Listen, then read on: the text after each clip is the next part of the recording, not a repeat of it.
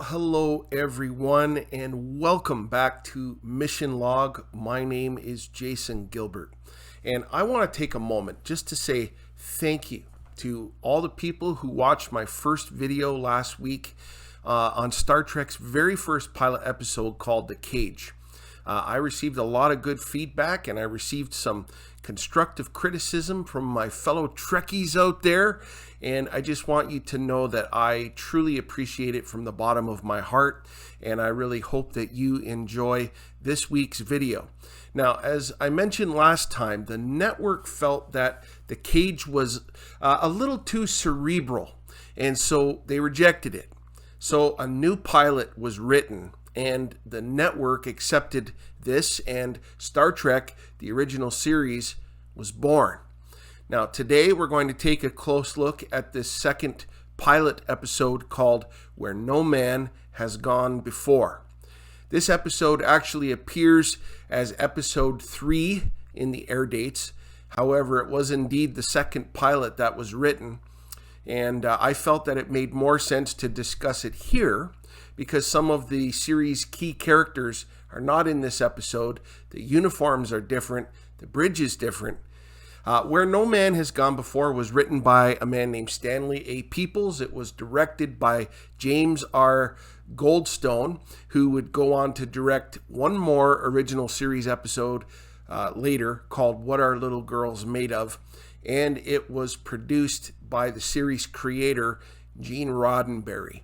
So without any further ado, let's have a look at the story of Where No Man Has Gone Before.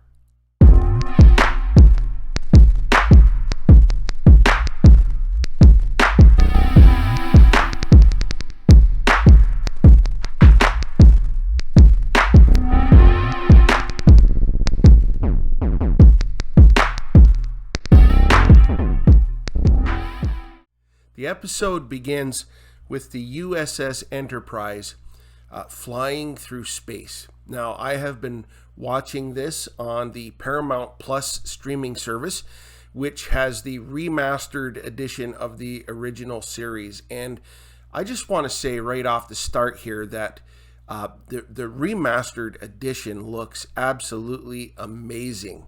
I know that there are critics out there of the remastered editions, but I'm just going to go on record here and state that I am a fan.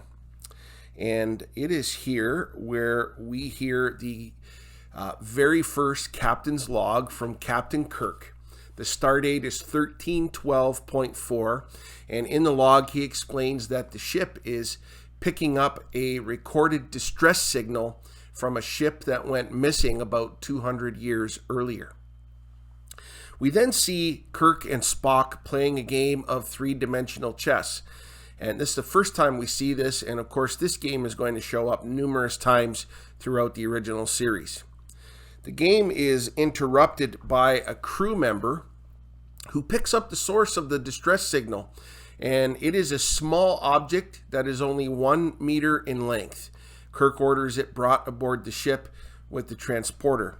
When the object materializes in the transporter room, we see for the first time Montgomery Scott, who's the ship's engineer. And it was determined that the object is a recording device that was either ejected from the ship before it was destroyed or that it itself destroyed the ship. Kirk orders that it be tied into the ship's computers, and the object begins to transmit. And it would be fed through Spock's computer so he can determine what took place.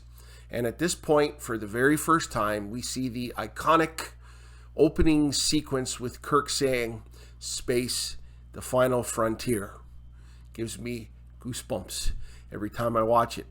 And the music that runs through my head constantly, we hear for the first time. A piece of music composed by Alexander Courage that will be used throughout the whole original series. After the title sequence, Kirk and Spock are making their way to the turbolift, and Kirk's crewmate and friend, Gary Mitchell, joins them en route to the bridge. And he will be a key character in this episode. When they get to the bridge, we see that it has indeed been given an upgrade from what we saw in The Cage. Now, several people come to the bridge here, including Dr. Dr. Daner, who was a psychiatrist who is there to study the crew under stressful situations. And the ship's doctor is also there, Dr. Piper at this point.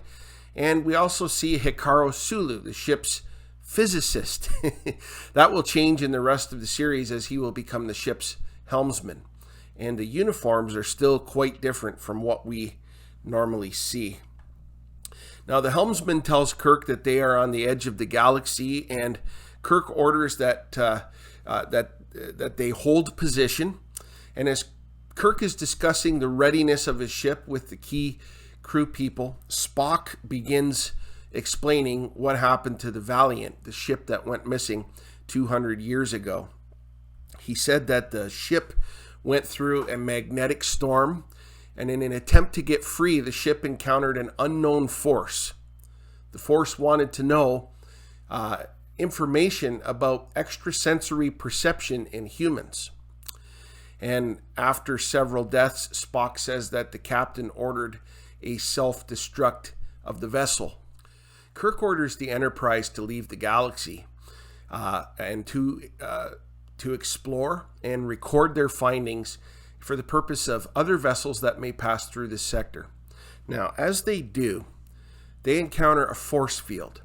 And in a very suspenseful segment, we see the Enterprise go through the field. It is causing some controls on the bridge to burn out.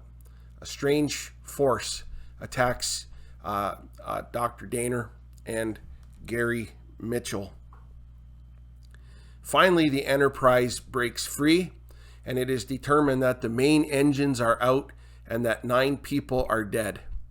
Kirk goes to see if his friend Mitchell is okay, and we see that Mitchell's eyes are now glowing. At the next segment in the episode, we see Spock going through the personnel files to see why Dr. Drainer and Dr. Mitchell were attacked. And the psychiatrist gives a report that whatever attacked her and Mitchell attacked their nervous system, their autonomic nervous system. It's discovered from the personnel files that both of them had tested high in ESP abilities. Now, there is no doubt that the same unknown force that the Valiant encountered 200 years before is in action here. We now see Gary Mitchell in sickbay. Kirk comes to visit him, and he says that he feels better than he has ever felt before and that he would like to be returned to duty. Kirk wants to put him under observation with the psychiatrist.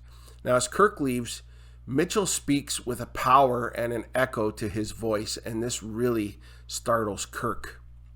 And as Kirk leaves, Mitchell is reading at a very fast pace. Next, we see Spock and Kirk observing Mitchell on a screen, and Spock asks, "Is this the Mitchell that you know?"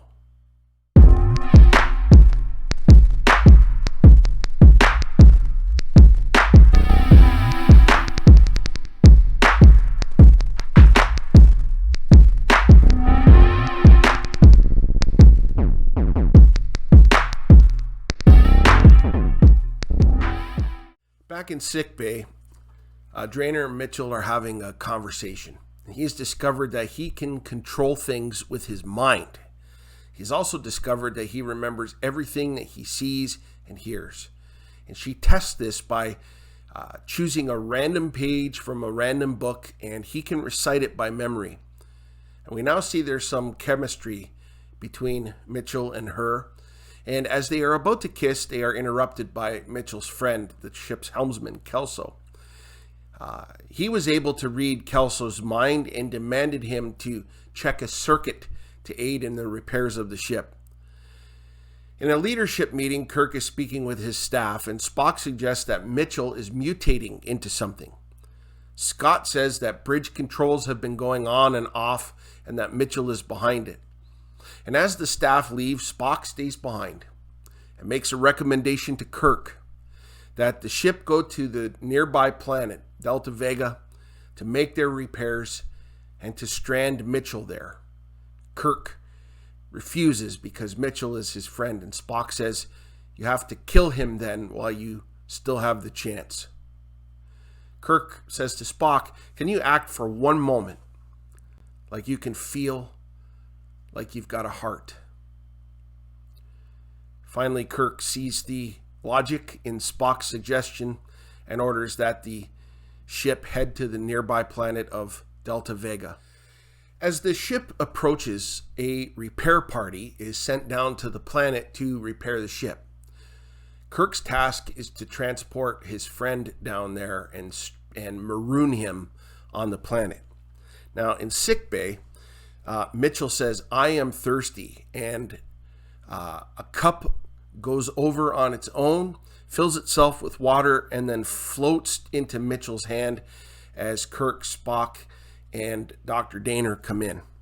Kirk asks if he can read everyone's thoughts. Mitchell says that he senses worry in Kirk. Kirk asks him, well, what would you do in my place? And he replies, probably what Spock is thinking now, kill me while you can, indicating that he was reading Spock's mind. He explains that he knows the plans that Kirk has put in place and that he can't be forced down there. He may want to find a planet that he can use. Kirk and Spock are able to subdue him, and Dr. Daner sedates him. They bring Mitchell to the transporter room, where he wakes up and begins fighting them, and the ship's doctor sedates him, and they beam down to the planet. They place Mitchell in a holding cell, kept there by a force field. And when he came in contact with the field, Mitchell's eyes went back to normal for a few seconds, and then the glow returns. Ship repairs are now underway. Scott reaches Kirk on the planet's surface to give a report, and then he asks if Spock received the phaser rifle that he sent down, and we see Spock walk in with a phaser rifle. The ship's engines are almost fully restored. The landing party is being beamed back up, and Mitchell just keeps getting stronger and stronger. Kirk mentions that Kelso is staying behind to hit a button to blow up the lab if anything happens. We then see Mitchell using his powers to use a cable to choke and kill Kelso. Mitchell then says to Kirk, you should have killed me while you had the chance. And with his powers, he knocks Spock and Kirk out, and then he gives Dr. Daner the same powers that he has. Dr. Piper helps Kirk, and Kirk orders that if he doesn't hear from his captain, that he and Spock are to take the ship to the nearest star base with recommendations to come to the planet and hit it with neutron radiation to destroy not only the planet, but also Gary Mitchell and Daner. Kirk takes the phaser rifle and goes after Mitchell and Daner.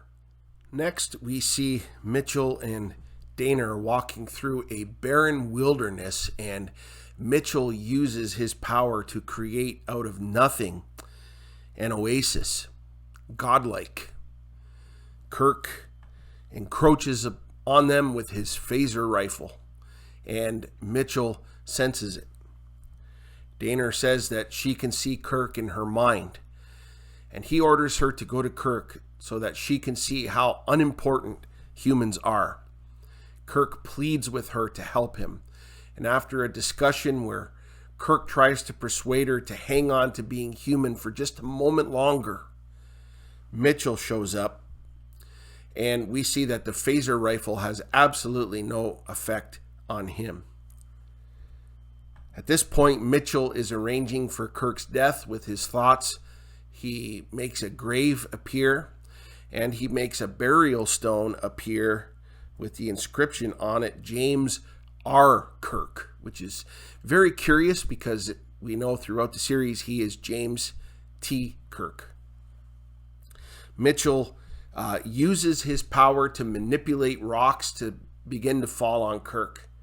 And it's at this point where Daner asks Mitchell to stop.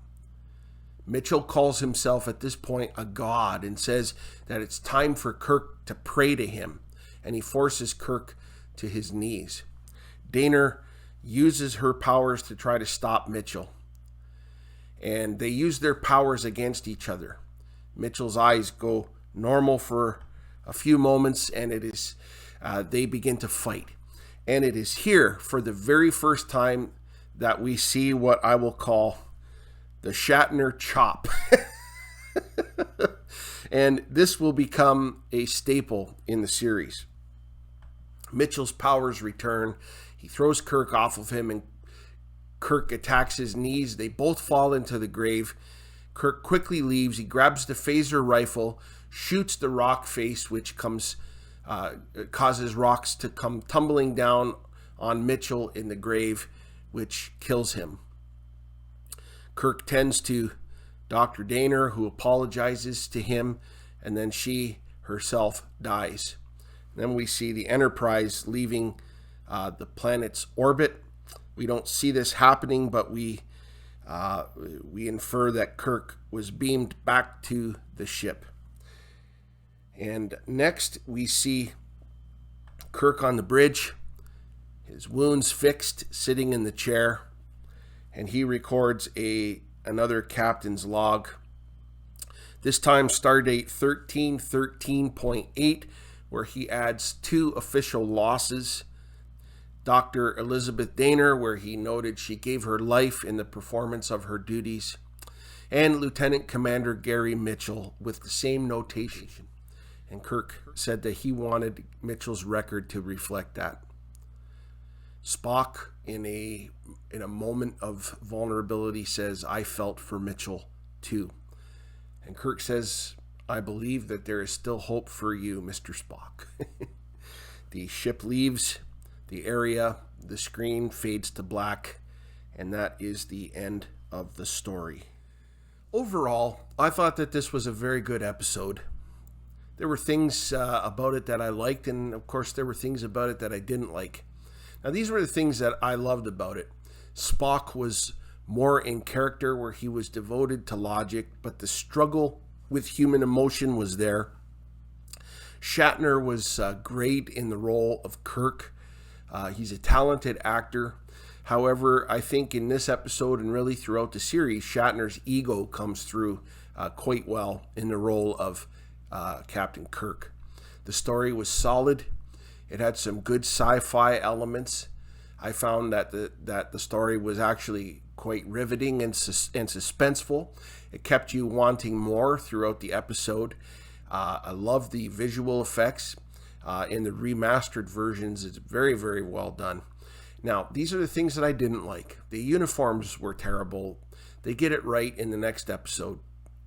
I also didn't like how Sulu was portrayed as the ship's physicist, and he's really only in just a couple of scenes, but thankfully they figure out his role, and he plays a very important part in the overall story of Star Trek, the original series. Also, William Shatner overacts in some scenes. I'm also not a fan of the Shatner chop. It just looks awful on screen, and it is used so often in the fight scenes throughout the series. I was also not a fan of the phaser rifle, because when it was used near the end of the episode, it kind of made this episode feel like a Western, and that's kind of how it felt to me. So those were some things that I did not like about the episode. But because the good elements outweigh the not so good, I give Where No Man Has Gone Before 3 out of 5 Starfleet insignias for awesomeness. It is a solid outing, but there are more incredible episodes to come. As far as pilots go, I enjoyed the Cage more. Well, I want to thank you for watching once again. I ask that you please like this video and consider subscribing. Please leave some comments as well, and I am good with even debate. Even if you don't agree with anything that I've said, please comment. All I ask is that we keep it family friendly and profanity free. Well, until we meet again, live long and prosper.